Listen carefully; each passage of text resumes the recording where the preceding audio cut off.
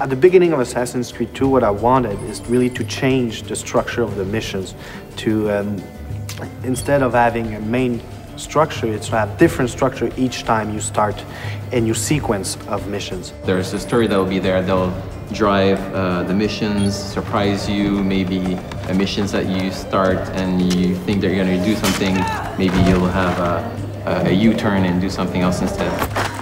Hey, I remember you. You never know really what's going to happen next in Assassin's Creed 2. There's a little bit for everybody. We're really trying to make sure that the game appeals to as many people as possible.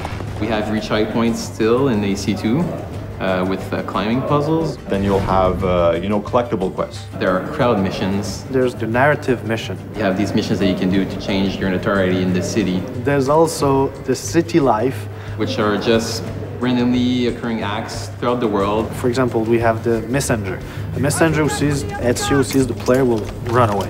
So it's up to the player to say, am I chasing him to get the letter he's carrying or not? We have one guy that we call the pickpocketeer. So basically that guy will be able to steal the money from the assassin and start running. So what do? You continue your mission, or you go back to that guy to be able to get the money. Throughout the world, you're gonna find exciting, memorable historical landmarks that also have interiors that you get to play through with lots of acrobatics and running and jumping. And these interiors lead to tombs that have been hidden for hundreds of years that only the assassins can find.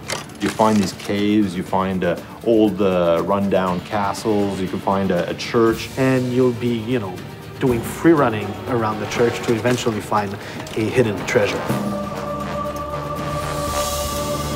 The player's going to be inside the Duomo, and that interior is one of the biggest interiors in Italy.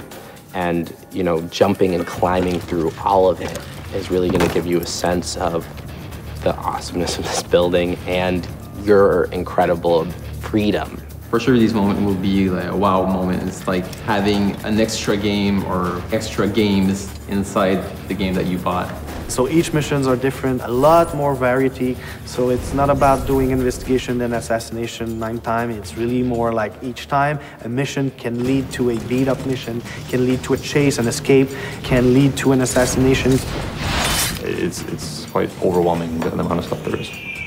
Well, having more missions requires us ultimately to have more cutscenes and more cinematics, but I think we're adding a lot of value to these to the player. Like a couple of examples of this is you could still control the camera like you did in AC1. People like that feature a lot.